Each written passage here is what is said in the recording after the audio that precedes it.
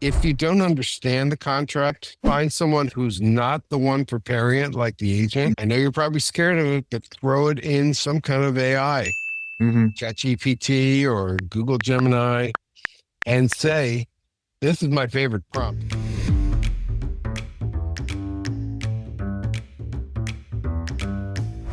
For the last time, and this is for the benefit of all those financial professionals, mortgage people, etc., that have explained this over and over again to the general public.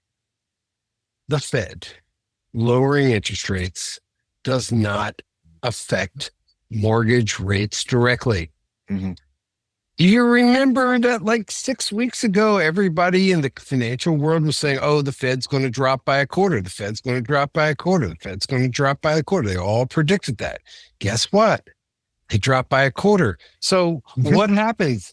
They trade based on that information of what they think, not what actually happens, kids. So what happened yesterday when the Fed dropped a quarter?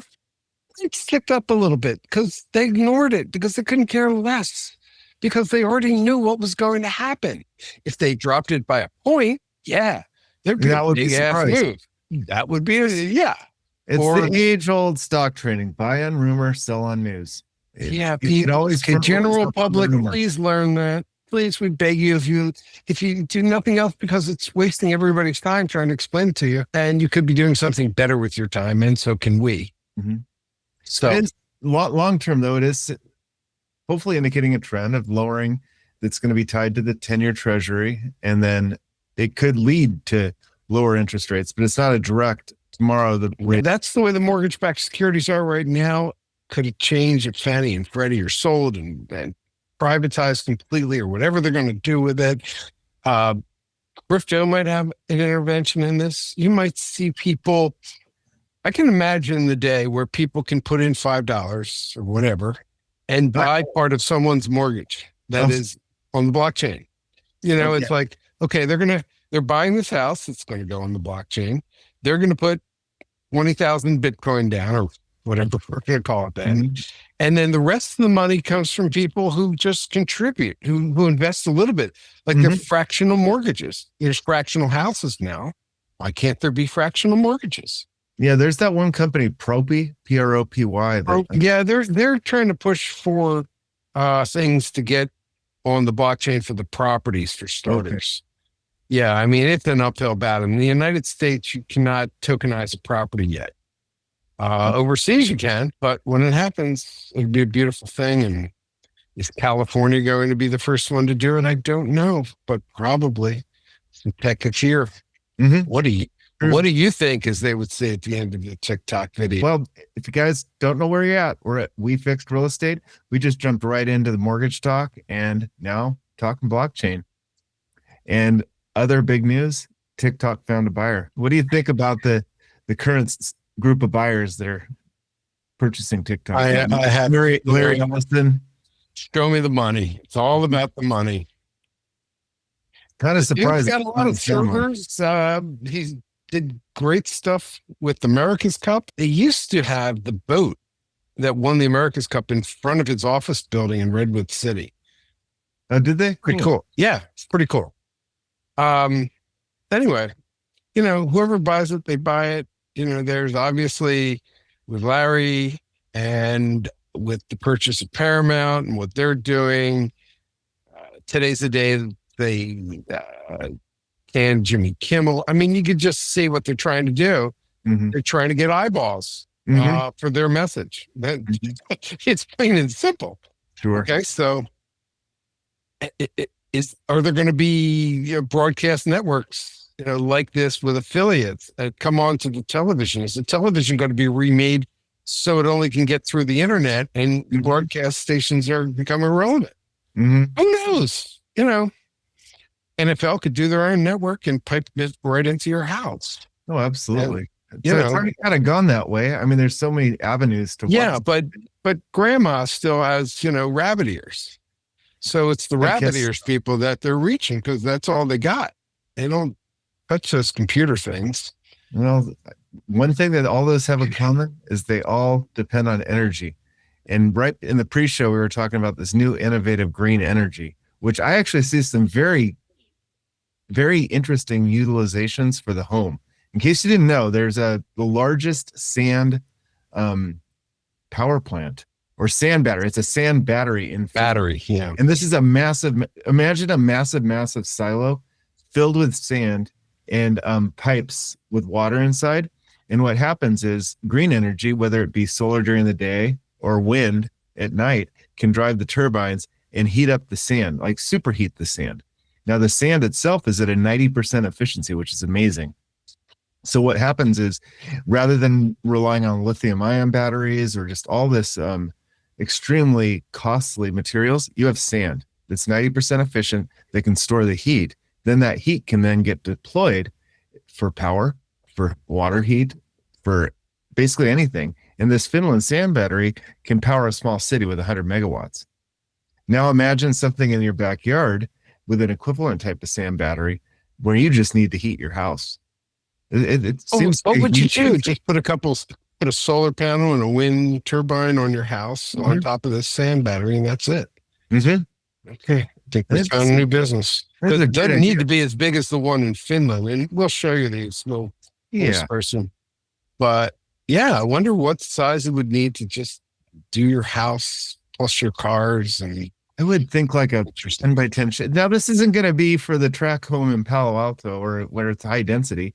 But if you live in a rural area or you live and you have some land, this is a very viable way of yeah, but let's pick a condominium association that has some open space. Mm-hmm. This could, Or you got a condo complex that have now lined the entire parking lot with solar panels. So all the solar panels are there in the parking lot. You need an efficient way to store that power other than maybe batteries. So a condo association would be a great source. Or on the roof of a high rise. I wonder what it would cost. Mm-hmm. They didn't go into that on that TikTok. No, but I could definitely even see, I was thinking rural, but now I'm thinking you got a 20-story building. You got that whole top part. You don't have a helicopter pad up there. You might as well build a big sand battery to harness the heat. Or maybe a few, depending on the weight distribution, you might have to do. We'll let the architects and engineers figure it out, but wow. In theory. There you go, kids. Some of you nerds out there, this might be a business for you. This is insane. Build a new house and you kind of build it in and you don't even know it's there, and it's low maintenance, it sounds like. Mm-hmm. So, here we fix real estate, we fix the energy price. Oh, yeah.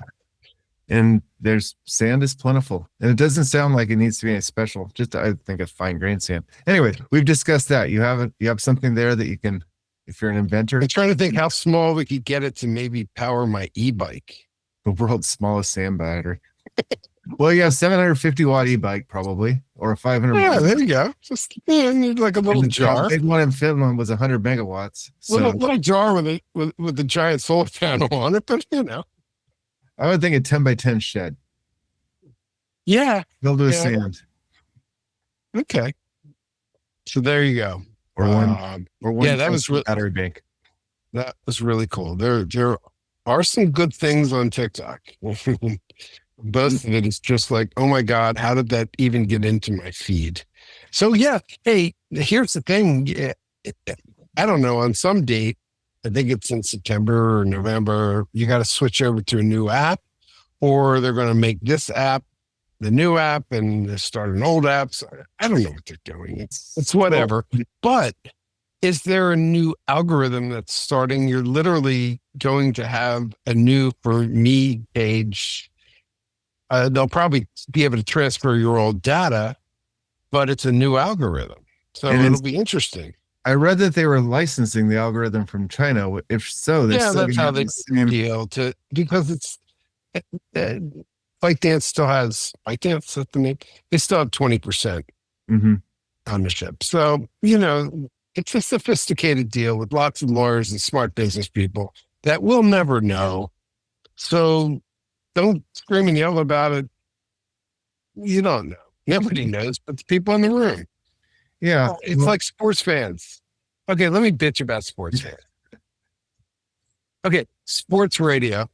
It's fun to listen to every once in a while, but these people call up and say the team needs to do this because of this.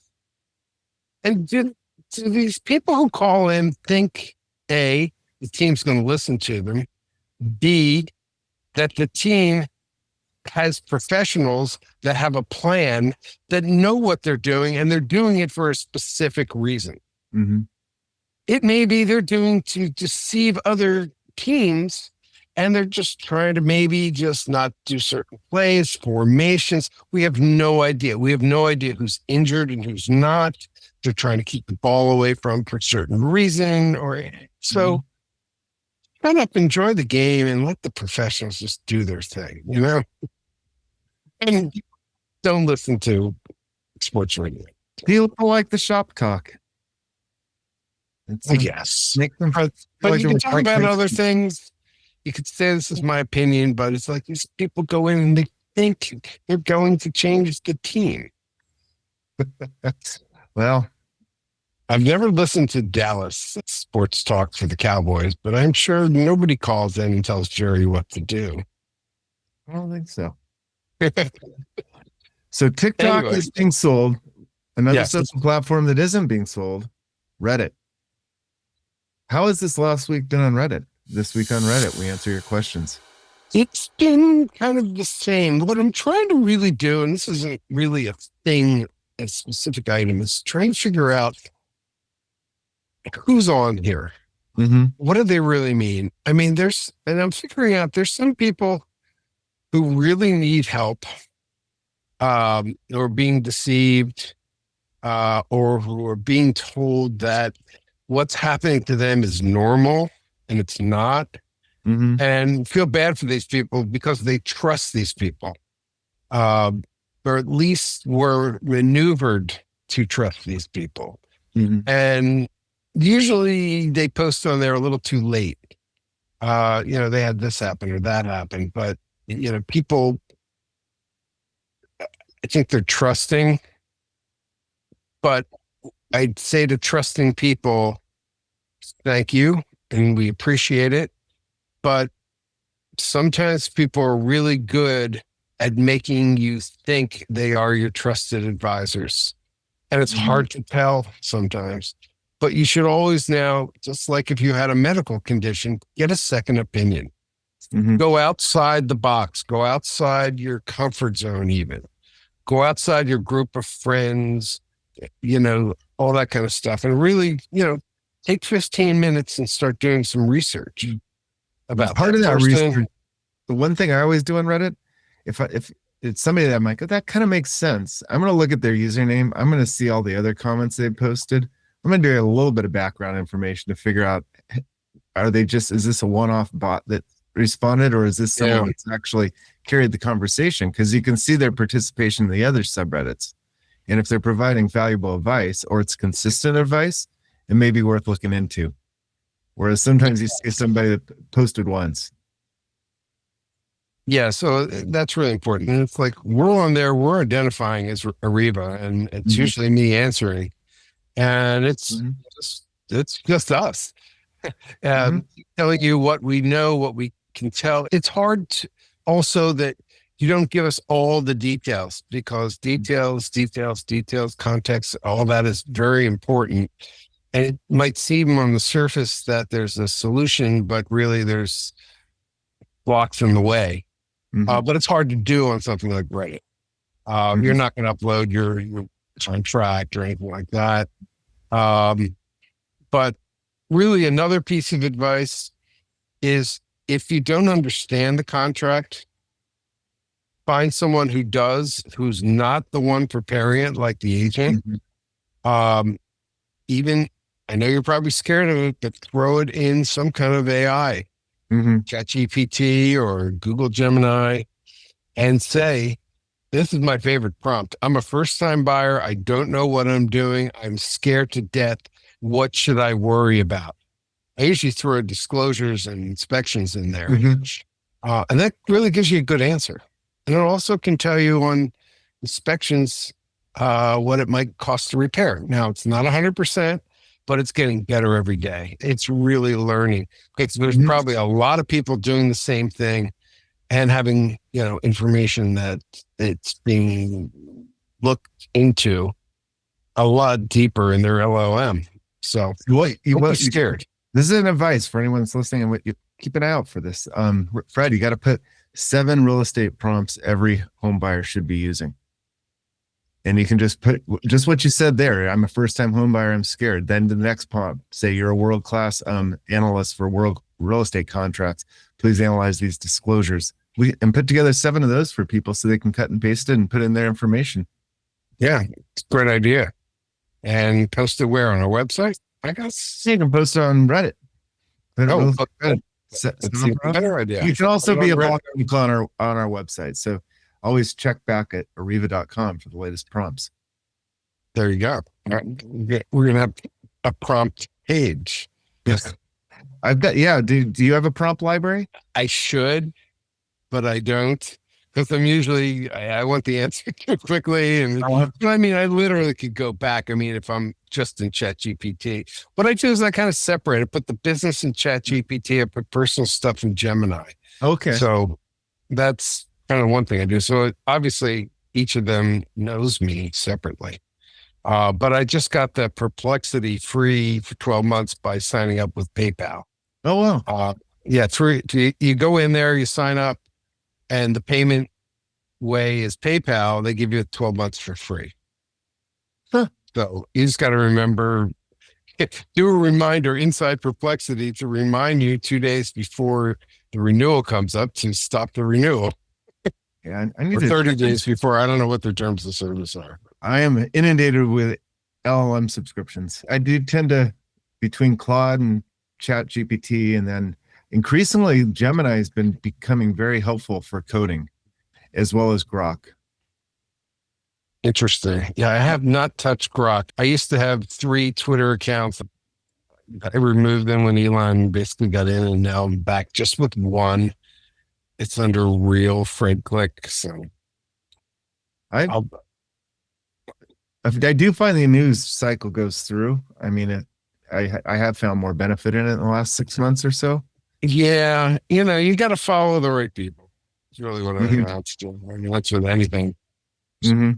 But Grok itself is pretty powerful as far as analyzing code and coming up with step-by-step resolutions. Especially analyzing a web page that's throwing an error, it will give you a solution. It's really revolutionized our job.